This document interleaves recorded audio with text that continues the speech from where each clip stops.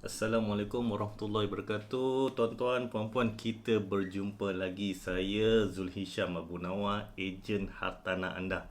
Okey, hari ini saya nak berkongsi satu topik berkenaan dengan lantikan ejen hartanah.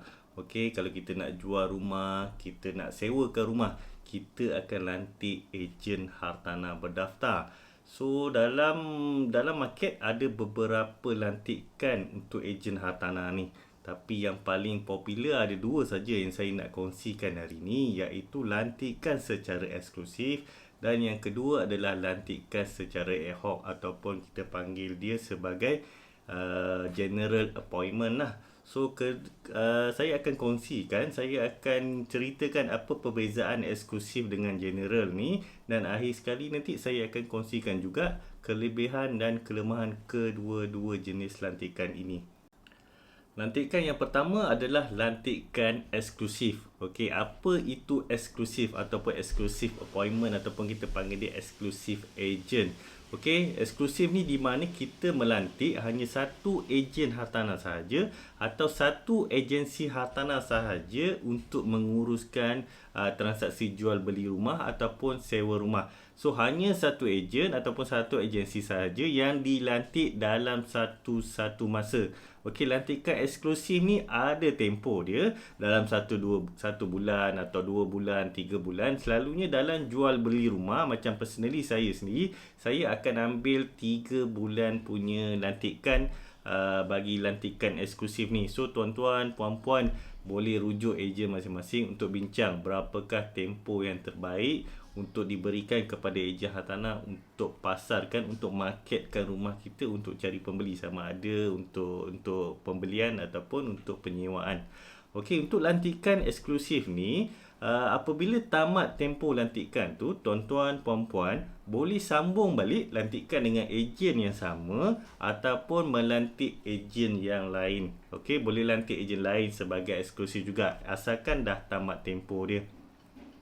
Alright. Dalam tempoh lantikan tu, segala transaksi jual beli ataupun penyewaan, kita sebagai owner perlu bagi kepada ejen untuk uruskan. Alright. So kalau ada jiran nak beli ke, ada kawan nak beli ke, atau ejen lain nak propose buyer dia, kita kena bagi semua klien tu untuk merujuk ataupun kita referkan dia kepada ejen yang telah kita lantik secara eksklusif. So nanti ejen tu akan uruskan. Don't worry, walaupun ejen lain yang tak dapat lantikan tersebut, dia masih boleh lagi menjual rumah tu. Dia perlu COA, co-agency bersama dengan ejen yang kita telah lantik eksklusif tersebut. Lantikan yang kedua adalah lantikan ad hoc ataupun kita panggil general punya appointment lah. Okey, apa beza general appointment ni dengan eksklusif? Dia berlawanan. Okey, dia berlawanan dengan eksklusif punya appointment, eksklusif punya ejen. Tadi ejen kita hanya boleh lantik, tadi eksklusif kita hanya boleh lantik satu ejen atau satu agensi berdaftar saja.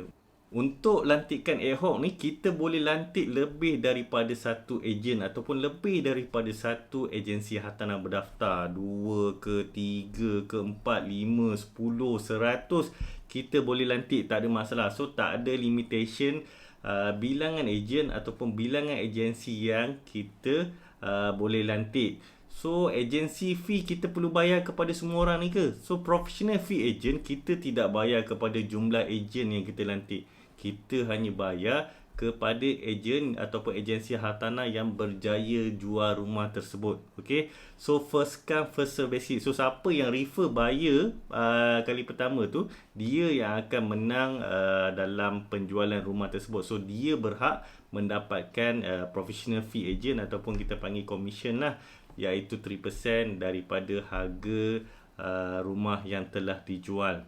So dalam lantikan general ataupun ad hoc appointment ni, tempoh lantikan dia tak sama penting seperti mana yang dalam eksklusif punya appointment. So tempoh lantikan dia tidak terikat sangat. So maybe selama-lamanya pun kita boleh lantik selagi rumah tu tak boleh tak terjual lagi lah. So dalam kes ni, nak bagi tempoh 1 bulan, 2-3 bulan pun tak ada masalah. As long kita punya komitmen untuk lantikan ad hoc ni, selagi tak dijual rumah tu, kita boleh lantik ejen hartanah. berapa pun, 2, 3, 10, 20 ejen pun tak ada masalah untuk kita lantik. Okey, saya dah terangkan apa itu eksklusif dan ad hoc. Alright. So sekarang ni kelebihan dan kelemahan jenis lantikan yang saya terangkan tadi. So saya nampak tadi eksklusif boleh lantik satu ejen saja. Kelebihan untuk ad hoc ni kita boleh lantik lebih pada satu ejen. Kita nampak kat sana ada kelebihan lah. Tapi sebagai owner, kalau kita lantik 10 ejen hartanah, kita berurusan dengan 10 ejen. 10 perangai ejen yang kita berurusan dan 10 booking form yang kita akan kena belajar dan 10 prosedur daripada ejen hartanah tersebut. So ini mungkin akan memeningkan kepala kita. So lagi satu, apabila kita lantik ramai ejen, selalunya orang akan stres apabila contohnya kita lantik 10 ejen dan 10 ejen ni semua nak bawa klien dia tengok rumah. Biasalah rumah subsale ni, klien yang beli rumah tersebut dia perlu masuk rumah. So ada 10 appointment seminggu. So 10 ejen ni akan bawa klien masing-masing tengok rumah. So kita kena attend semua appointment. Cuba bayangkan kalau owner masih tinggal di dalam rumah tersebut ataupun ada penyewa yang masih tinggal kat rumah tersebut. So mungkin penyewa tu akan stres lah. Terlampau banyak sangat appointment yang perlu dibuat supaya klien boleh masuk rumah tersebut. So ini antara kelemahan apabila kita melantik secara ad hoc. So ada banyak viewing ataupun banyak sangat appointment nak masuk rumah yang tak mampu nanti kita nak kawal. So yang ketiganya berkenaan dengan kelemahan kita melantik sebagai ad hoc ni, mungkin dari yang saya nampak ada persaingan harga iklan. Contohnya kita nak jual rumah tu pada harga 500. Mungkin 3 ejen akan iklan 500 di Mudah.my, di iProperty, di Property Guru. Tapi mungkin 1-2 ejen akan iklan 499, 495. Walaupun gambar yang sama, rumah yang sama, selalunya pembeli akan buat kajian, akan tengok semua iklan yang ada di Mudah.my contoh. Dan dia akan call ejen yang iklankan rumah yang paling rendah. So kita selalu dah letak harga 500 dan ejen akan iklan harga paling rendah. So tak fair kepada ejen-ejen lain yang iklan pada harga 500. Kelebihan bagi lantikan secara eksklusif ni, kita hanya berurusan dengan satu ejen sahaja. So satu ejen tu akan present teknik-teknik dia nak jual rumah, prosedur jual rumah, booking form. So kita hanya perlu study satu ejen sahaja. Okay, saya faham mungkin kat sini kita tak boleh lantik banyak ejen. Tapi dengan keadaan pasaran yang tak cantik, pasaran hartanah yang agak lembab sekarang ni, setiap ejen yang dilantik secara eksklusif ni, dia akan bekerjasama dengan ejen-ejen yang lain untuk jualkan rumah tu. So yang ni kita panggil dia co-agency. So ejen yang ada pembeli akan bekerjasama dengan ejen yang ada rumah. So apabila diorang bekerjasama, dia akan mempercepatkan untuk jual rumah tersebut. So walaupun dua ejen yang ada dekat sini, ejen buyer dengan ejen owner yang dah dapat lantikan eksklusif ni, bayaran komisen ataupun yuran professional fee agent masih sama lagi, masih 3% lagi. Walaupun dua ejen, dia bukan dua ejen jadi 6%, 6%, bukan. So kita masih bayar total professional fee agent, iaitu 3% kepada yang mendapat lantikan. So orang yang dapat lantikan eksklusif ni, dia akan berkongsi dengan ejen yang lagi satu. Selalunya dia akan berkongsi 50-50 lah. Kalau 3%, 1.5%, 1.5%. Memang kita lantik seorang. Dengan adanya strategi co-agency ni, kalau kita tengok di Mudah.my, ada banyak lagi ejen-ejen lain yang iklankan rumah kita. Alright, kita lantik satu eksklusif. Ejen eksklusif ni dia akan broadcast kepada semua tim-tim dia, ejen-ejen yang lain yang ada pembeli ni. Dia benarkan juga ejen-ejen yang lain ni iklan di Mudah.my, di iProperty, di Property Guru. Dia boleh propose dekat klien existing atau ready buyer yang diorang ada.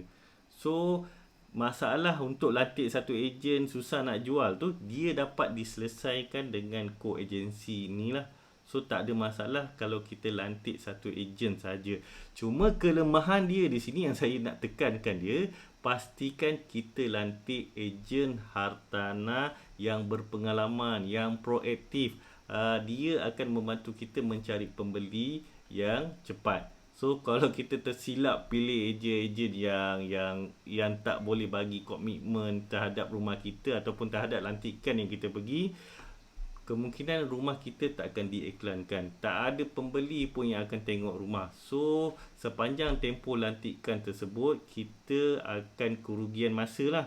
Kerugian masa apabila tak ada orang yang akan beli rumah kita. So pastikan tuan-tuan puan-puan melantik ejen hartanah yang berpengalaman dalam kawasan tuan-tuan dan puan-puan.